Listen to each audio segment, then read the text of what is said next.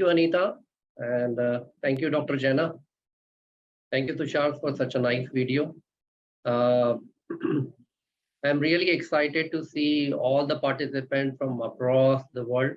Good morning, good afternoon, and good evening to all of you, depending on which part of the world you are. It's such overwhelming to really see the participants from everywhere. My name is Bhupesh Daheria, and today I will be setting up the agenda for this whole conference, right? So let me start sharing my presentation. Anita, please confirm, can you see this screen? Yes, sir, you can see. Okay, wonderful. Thank you so much. So I have over 27 years experience in multiple domain in telecom, education, AI, data science, and since 2002, I have been developing educational technology systems much before this EdTech word was coined. I had developed India's first online application system, which eventually we gave it to the US network. We started India's first online testing campus recruitment service way back in 2006, much before we were the first one to really start those kind of initiatives. So I've been in journey for developing education systems, technologies, and seen closely. And today I'm really glad that we all have come together to discuss about this new age of training and placement officers, those who will be agile and those who will be digital. So I'll be setting up a background, then we'll talk about the challenges of university and job placement. What is TPO? Because a lot of people, those who are from other part of the world, they may not understand what is TPO. Very briefly, I'll touch upon Agile in context to this digital TPO. What is digital transformation and what is digital Agile digital TPO? And then we'll also discuss about digital transformation maturity rating. It's specifically designed for Career Development Center by mUni. So let's have some contextual understanding about what kind of industry we are talking about. When most of us in academia, we think that digital transformation is for enterprises, for the corporate. Education industry is one of the largest, if we have a freedom to really discuss about industry, give it as an industry status. Education industry is one of the largest industry worldwide. $6 trillion, it is much easier for us to understand in relative terminology. India's GDP is roughly around $2.8 trillion. So you can understand what kind of economy education industry brings in. This gives an understanding. Telecom industry, which Dr. Zaina was talking about, 5G launch, we all are related. Telecom industry worldwide revenue is roughly around $1.5 trillion.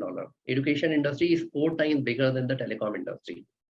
While all industries, whether it is a healthcare, whether it is airline, whether it is telecom, whether it is banking, every industry has undergone a massive digital transformation. And for what? Primarily for efficiency, improving better customer experience, right? Improving revenue, all those kind of stuff. Education industry was pretty slow adopter. Blessing in disguise, COVID has forced digitization down our throat. But that is, I would not call it as a digitization, I will call it adoption of some silo digital platform, not in true sense of a digitization, which will further discuss about the difference between technology and digitization and digital. So this industry is likely to grow by another, say, $4 trillion, say total $10 trillion by 2030. So we can also understand that roughly around 3% of UK's GDP is contributed by the student fees, which is given by overseas student.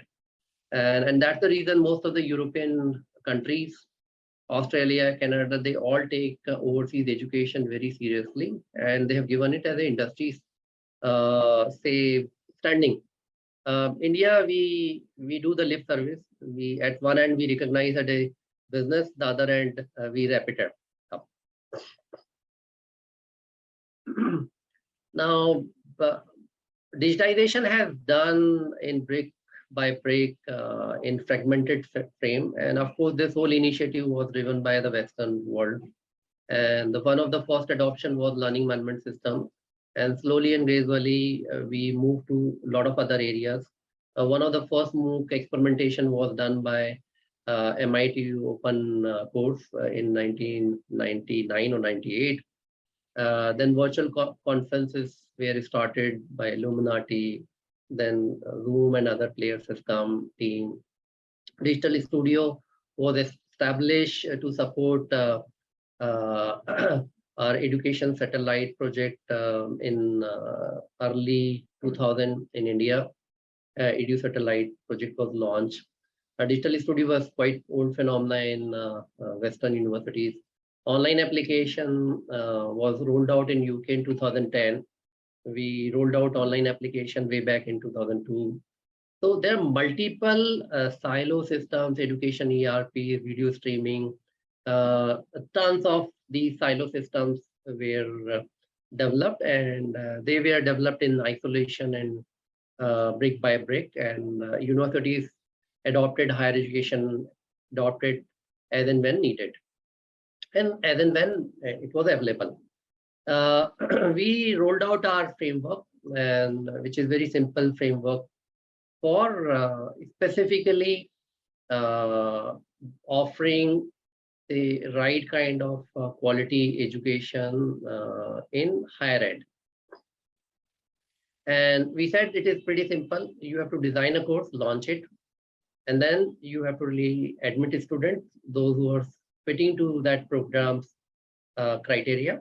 And once you get the student, you need to educate them.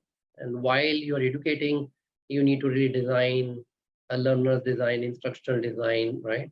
You need to assess candidate. And then you need to really administer, take attendance, collect fees, right? All this kind of stuff. Monitor the student experience, the student customer experience. Then offer them skilling, because not every time you can keep on changing the curriculum as per the industry need. And finally, placement. Most of us in this part of the world, we have understood this bitter truth that if there is no placement, there is no admission. So we have created this six-pillar framework for offering good quality education and offering the better customer satisfaction.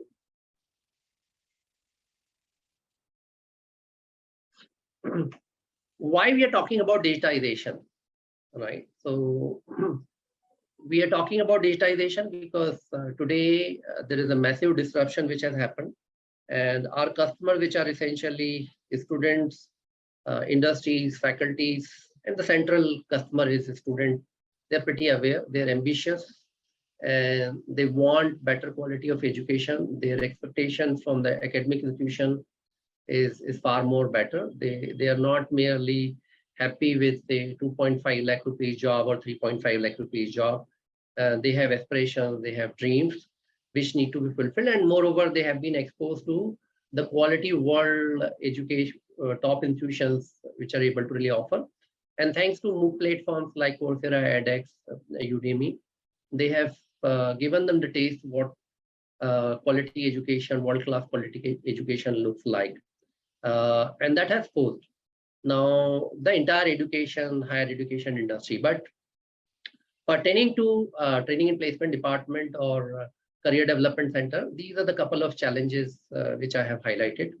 One, of course, colleges which are, or universities which are placed in remote locations.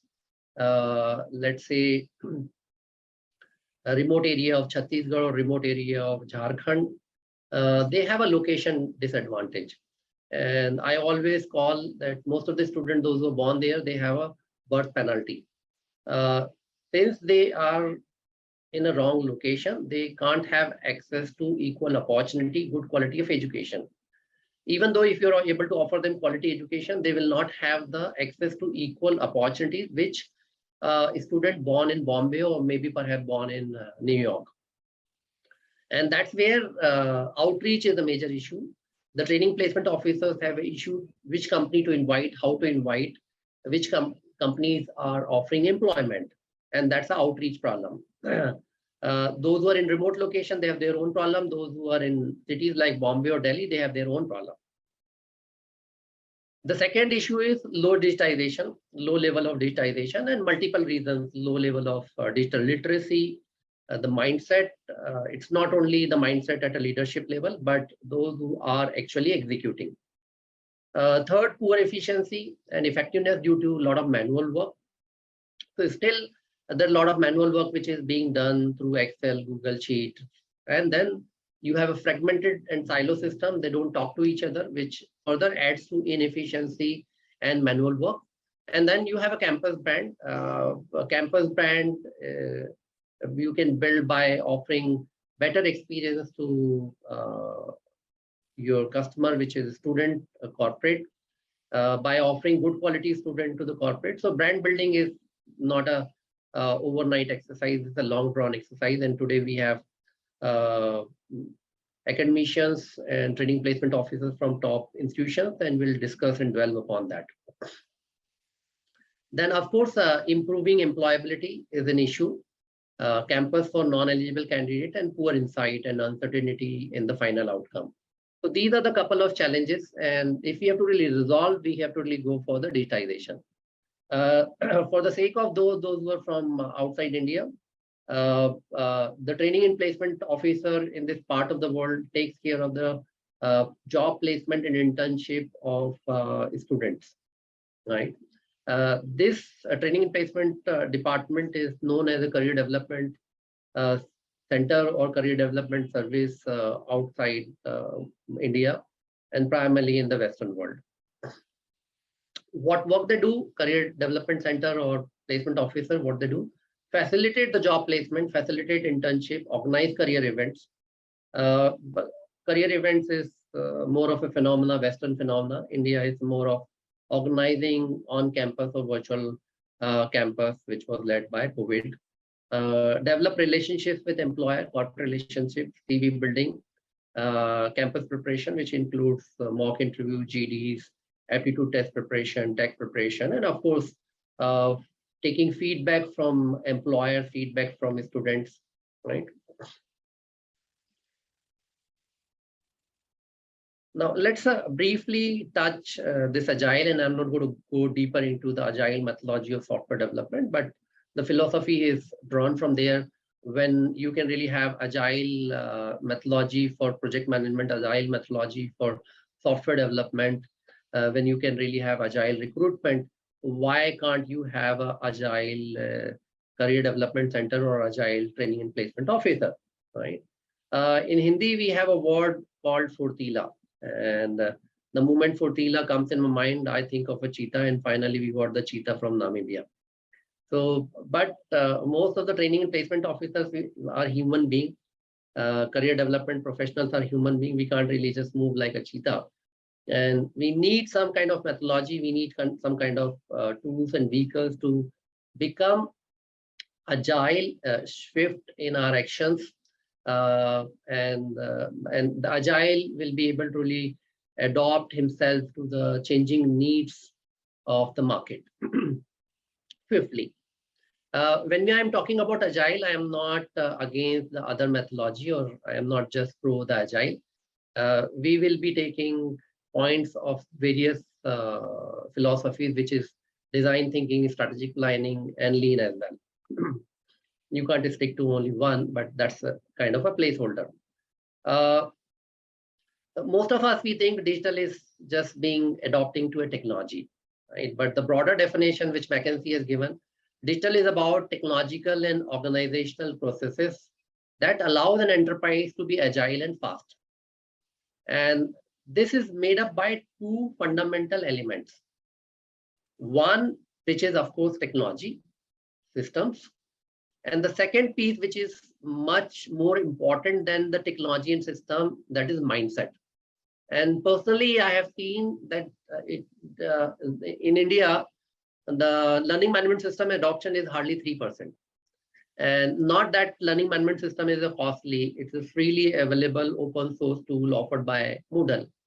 But still, we could not really adopt to learning management system, which is a backbone of any learning organization or university or higher ed, because of lack of mindset. And mindset is not at only a top leadership. I have come across an education institution wherein they have deployed LMS just to showcase to others, but the real adoption was not done by the faculty members and students. But thanks to COVID, a lot of organizations, a lot of institutions have adopted LMS. So we need to really remember that mindset is leadership, culture is more important than the technology, and sometimes technology is available free of cost. Let's broaden our understanding, and let's talk about digital transformation for a while. A digital transformation is all about building up a digital enterprise, a digital organization that primarily uses technology as a strategic tool to continuously evolve its strategic objective and to fulfill business model objectives, right? And which primarily entails what it offers, and particularly in university term, what university offers is primarily courses, programs, education, learning, right? How it interacts with its customers, and customers are essentially students, enterprises, and faculty members, right? And how it operates. Digital transformation actually helps you to become future-proof, and this definition is given by Deloitte. Let's move further, and let's further talk about digital transformation in context of universities in higher education. And modern higher ed and universities have only two choices: digitize or go extinct. So we are not talking about why we need to really do digitization. Most of us, we understand. And this digital transformation, just to summarize, will help universities, higher education institution to meet evolving needs and desires of their customers. And customers are essentially student, faculty members, corporates. And how you will be able to do? You have to really upgrade your legacy systems, adopt the modern technology, and other stuff. So we discuss about agile, we discuss about digital, we discuss about digital transformation. But finally, what is Agile Digital TPO? So Agile Digital TPO is a Furtila TPO, is a Furtila, say, career development center professional. They are the champions of digital transformation. They have brought in digital transformation, though they are in the process, and essentially for better outcome, better efficiency, better experience. This is the pictorial view. Agile Digital TPO is a transformation agent for campus recruitment. Digital Agile TPO is a digital transformation champion for career development service and makes it foolproof. Now, while we do digital transformation does not only impact one aspect, which is technology, but it also impacts other functions, other areas of the university. It impacts, or rather, we have to really change other areas as well. So right from culture and leadership, if there is no ambition, if you have ambition that yes, you want to build the world-class university, world-class higher education institution, and you have aspirations, then you will think about how you can really achieve that. Then you will think about value enhancement. You will think about enhancing the experience and engagement. So while you have been doing and managing campus recruitment through Google Sheet or Excel Sheet or silo systems, you would like to really think about how do we really improve experience. Would you like every student to really fill up, say, 100 Google forms for 100 campus recruitment? Would you like to have this kind of experience, or would you like to give, say, Google Pay kind of experience to your customers? And of course, the industry. Branding automatically builds once you really do the digital transformation, because people will have a smoother experience, you will be able to build much more transparent system. Another area which will be enabler or which will impact this digital transformation is the customer platform and data. All these things has to come together so that you, because if the data is lying somewhere else, the platform is fragmented. When I'm talking about platform, I'm not talking about one monolithic software. These are reusable digital assets, right? and based on the future needs, you can really pull in these digital assets and can really extend a new service offering. But the organization then say university operations, and while you're talking about university operations, right from say course design, course curriculum, learning, instructions, instructional design, assessment, right, fees collection, customer care, research, right, career development center. So all these things will be automatically taken care.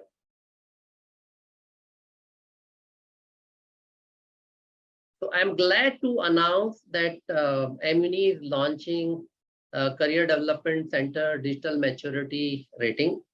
And this rating will help you to do the self-assessment to measure where do you stand. Like, for example, if you want to really build a world-class university and you want to do the digital transformation, you need to know where do you actually stand before you start your journey. And this will be 1 to 5 scale maturity rating. And good part is that each of you can really do this rating yourself, and not, so let's say training and placement officers or career development professional will be concentrating on their department. They will not be responsible for the whole university. This CDC a digital transformation maturity rating you can adopt in within your department. At the same time, you can take this for the entire university, or you can apply it in, say, your delivery. You can apply it in your admissions enrollment. So the same digital maturity framework you can really take in multiple departments, and you can really make it agile. This maturity framework, the foundation pillars are basically strategy, where you want to be, what you want to be, and who are your customers, which we already know, and do we have the right kind of people to really fulfill our strategic objective, our business objective, right, which is offering world-class education, right? And then are the processes, operational processes, workflows are ready in place, right? How are we going to really take care of the customer feedback, customer satisfaction? And finally, do we really have a vehicle to fulfill your strategic objective, your operational objective? And you need a strong, agile, innovative, technological framework, right?